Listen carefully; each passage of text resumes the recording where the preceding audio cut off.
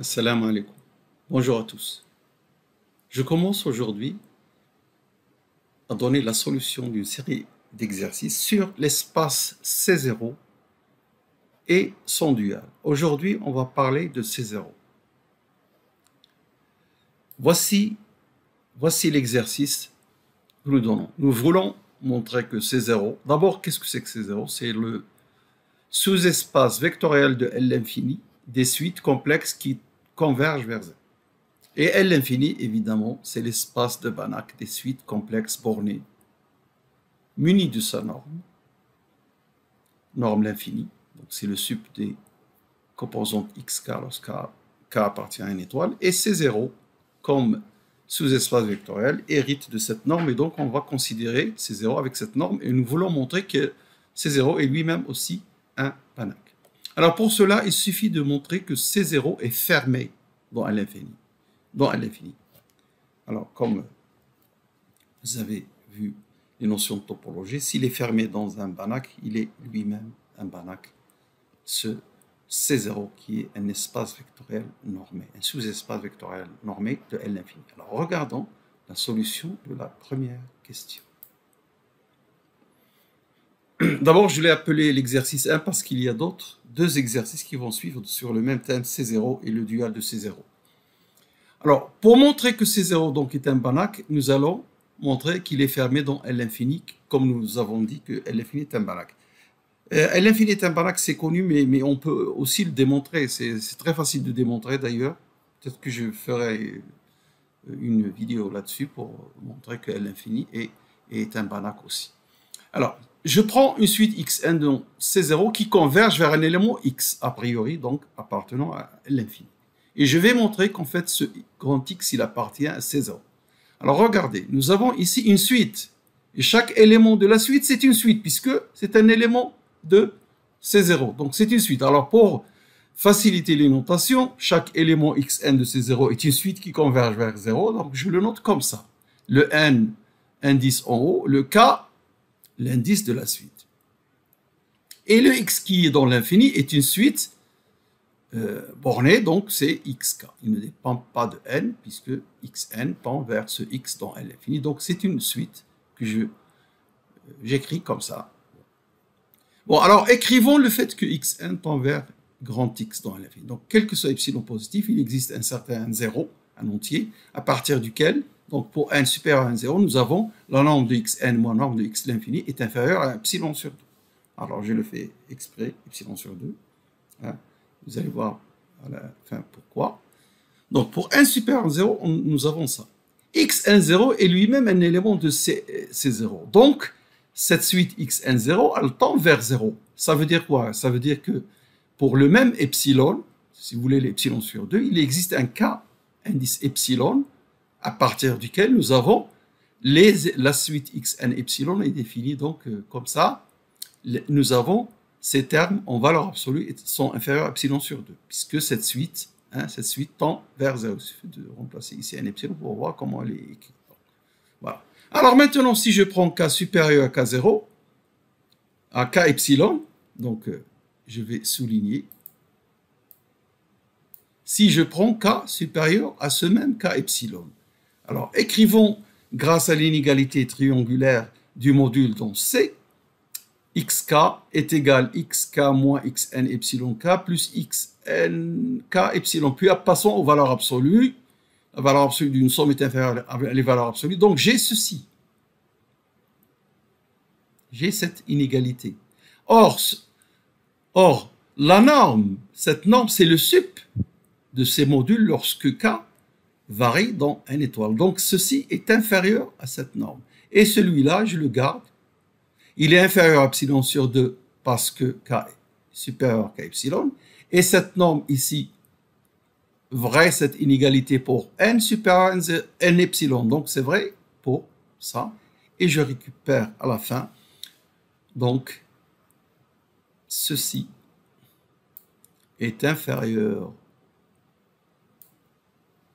à epsilon. Qu'est-ce que je viens de démontrer? Pour tout epsilon positif, j'ai trouvé un k epsilon à partir duquel j'ai module de xk inférieur ou égal à epsilon, c'est bien la limite de xk égale 0, c'est-à-dire x appartient à C0. Voilà donc la première question.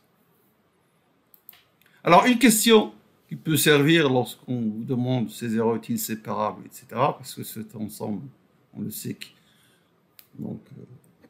qu'il est séparable. Alors, montrer que C00 est dense dans C0. Je rappelle que C00 est un espace très utile. Il est inclus dans tous les espaces LP. Tous les espaces LP est supérieur ou égal à 1, y compris L infini. Il est dense dans tous les espaces LP, P supérieur ou égal à 1, mais pas dans L infini. Et il est dense dans C0, l'espace des suites qui tendent vers 0. Nous allons voir la solution. Donc, si je veux montrer que C00 est dense dans C0, il suffit de montrer que pour tout x dans C0, il y a une suite dans C00 qui converge vers x.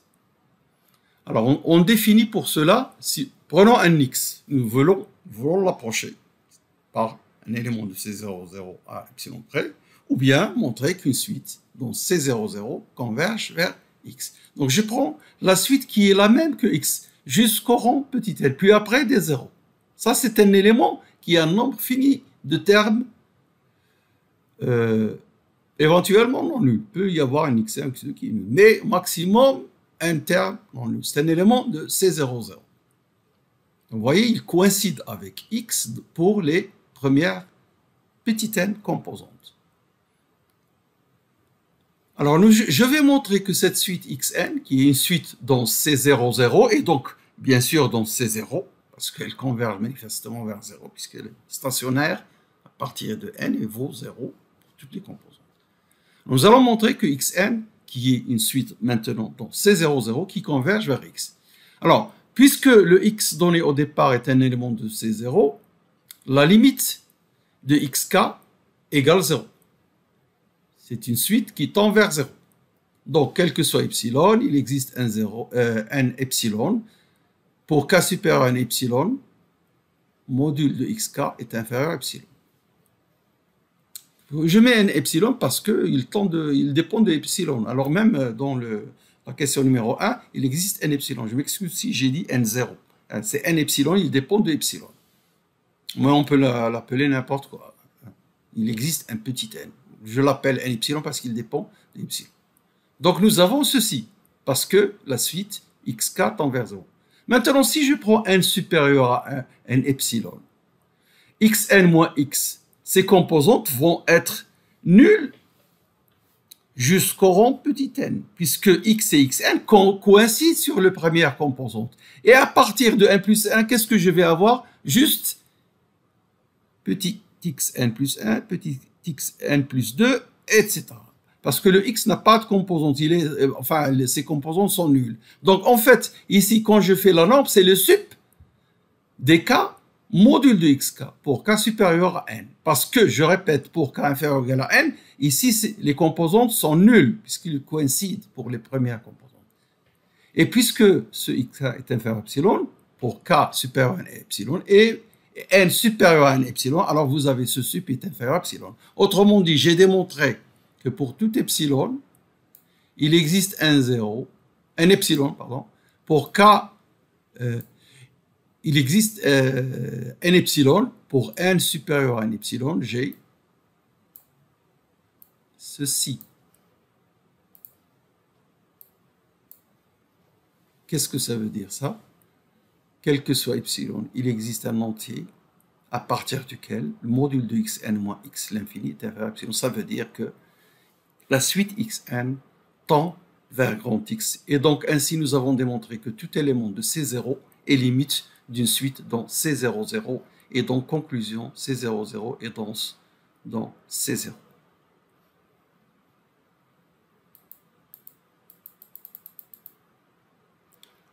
Voilà, c'est tout pour cette vidéo courte. Merci de votre attention. Et je rappelle que j'ai 2 exercices encore à démontrer. Je vais vous les montrer maintenant.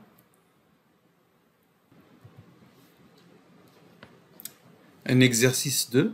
pour montrer que le dual de C0, c'est L1, isomorphe à L1, isométriquement. C'est le deuxième exercice, par un exercice. Alors, si je vous donne les exercices dans des énoncés au départ, c'est pour vous permettre de faire les solutions, essayer de trouver des solutions. Et si vous n'arrivez pas, évidemment, la correction va venir. Un troisième exercice, alors ça c'est intéressant parce qu'il va nous montrer que C0 n'est pas réflexif. Ça c'est cet exercice. Un troisième exercice pour montrer que C0 n'est pas réflexif. Merci de votre attention. À la prochaine, Inch'Allah.